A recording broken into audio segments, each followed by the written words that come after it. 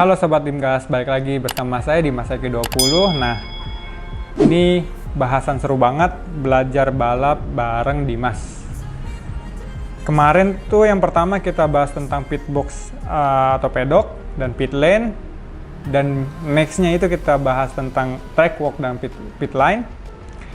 Nah, yang hari ini nih kita akan bahas terkait braking point dan exit point atau exit corner. Sebenarnya ini semua berkaitan ya, terutama dari racing line. Kalau kita mau masuk track walk itu, biasanya kita ngebahas racing line sama chief mechanic, sama data logger, sama tim mekanik. Nah, dari bahasan racing line itu, nanti targetnya kita harus bisa nentuin ekspektasi braking point di setiap tikungan, sebelum tikungan ya.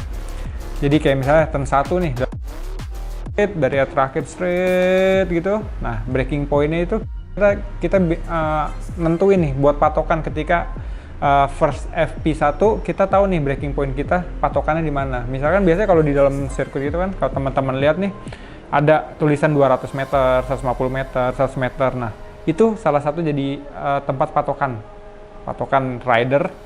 Wah, kayaknya 200 bisa nih, atau 150 nih. Itu jadi patokan braking point. Itu terus tuh, jadi nanti turn 1 di situ, turn 2 nanti kita cari patokannya lagi. Misalkan turn 2 nih mas nggak ada tandanya tuh di mana. Nah, itu kan ada kayak tarmac tuh yang kayak piano kan, merah putih, merah putih, merah putih. Nah, itu biasanya kita bisa jadi tempat patokan juga. Misalkan, wah putih yang kedua sebelum terakhir gitu kan. Nah, itu jadi patokan kita ngerem. Terus turn 3 begitu juga seterusnya sampai turn terakhir. Karena itu penting banget buat jadi patokan awal kita sebelum masuk ke FP1 atau first exit. Jadi kita udah dapat base settingnya nih, base setupnya dari motor nih, mekanik udah nyiapin segala macem. Nah, dari hasil track walk itu kita nanti nentuin tuh braking point-nya supaya saat keluar track kita nggak buta-buta banget. At least braking point walaupun nanti akan improve. Misalkan, ternyata 200 meter itu kurang deket nih. Kita ngomong ke chief nih, kurang deket, saya ternyata bisa ngeremnya 150 atau 100. Nah, ketika masuk pit, pedok, nah itu kita informasikan tim. Begitu juga misalkan, ternyata yang 150 ternyata overshoot nih, nggak bisa merem motornya. Itu jadi dua kemungkinan. Apakah setupnya itu yang harus di-adjust atau remnya yang harus dimundurin. Misalkan, ternyata karena nggak bisa berhenti kan, ngerem ambles gitu. Jadi bisa setup dari suspensi depannya kita improvein, atau misalkan stability motornya kita improvein. Nah, itu nanti ada banyak aspeknya, nanti kita mungkin nanti di next episode kita akan jelas.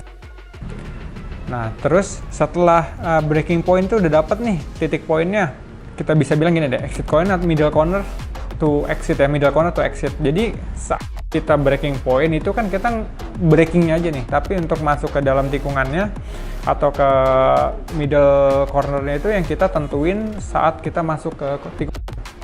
Nah, itu paling penting. Kenapa? Karena braking point itu menentukan itu overshoot atau overspeed saat masuk tikungan atau. Nah, yang penting itu kita udah bisa mempersiapkan motor ngarahin di tengah tikungan, masuk ke tengah tikungan supaya ke exitnya itu motornya itu udah siap digas supaya gasnya bisa dapat full maksimal dan itu bagus. Banyak kan pembalap GP, pembalap Moto2, Moto3 masuk tikungan itu pada slide gitu kan. Nah, itu berguna untuk memosisiin di tengah tikungan untuk ke exit, untuk preparing ke exit. Jadi untuk yang kayak era sekarang gitu, mereka itu harus dituntut exitnya, preparing middle exitnya itu harus cepet. Kenapa? Karena untuk gain speednya. Karena kan sekarang motornya kurang lebih udah 11-12 speednya gitu kan, apalagi kelas Moto2 atau Moto3 gitu. Itu perlunya kita tahu braking point-nya untuk mempersiapkan ke middle cornernya untuk ke exit. Dan itu yang paling dibutuhkan sama pembalap, khususnya nih rider. Karena rider yang just tuh untuk braking point, untuk masuk ke middle cornernya sampai ke exit itu kan rider. Tapi dari hasil setup dengan tim Jadi semuanya berkesinambungan nih. Yang dari kita bahas di episode pertama, kedua, dan ketiga. Exit point yang exit corner itu kita bisa improve ketika kita ada reference. Contoh, FP1, FP2, kita ada misalnya patokan kita top di Moto2 misalkan. Ada Chantra, ada Ogura nih, wah kita referensinya mereka gitu kan. Terus wah ternyata di turn 1 mereka breaknya tuh nggak lebih deket dari saya nih. Tapi pas masuk tikungannya, tengahnya tuh mereka bisa bikin gap. Nah berarti kan ada sesuatu yang salah. Nah sesuatu yang salah itu misalkan, wah ternyata kita remnya tuh terlalu deket, terlalu maju. Akhirnya kita butuh koreksinya terlalu lama. Dan itu akan berpengaruh di middle cornernya ke exit. Yang mana kita nggak bisa open gas, nggak bisa ngatur motornya ke arah yang kita tuju nih, ke next cornernya. Nah poin itu. Jadi kita lihat kalau lagi during FP atau kualifikasi deh, banyak yang kayak reference supaya ya kayak ada patokan reference-nya itu, atau kayak untuk dapat slipstream gain speed-nya di track lurus. Ini kalau slipstream itu berguna banget buat para pembalap Moto3 ya. Jadi untuk pembahasan breaking point, exit point atau exit cornernya cukup sampai di sini. Nanti kalau ada yang mau bertanya bisa langsung komen aja di kolom komentar. Like, komen, dan subscribe. Pantengin terus channel YouTube saya Dimas Eki 20.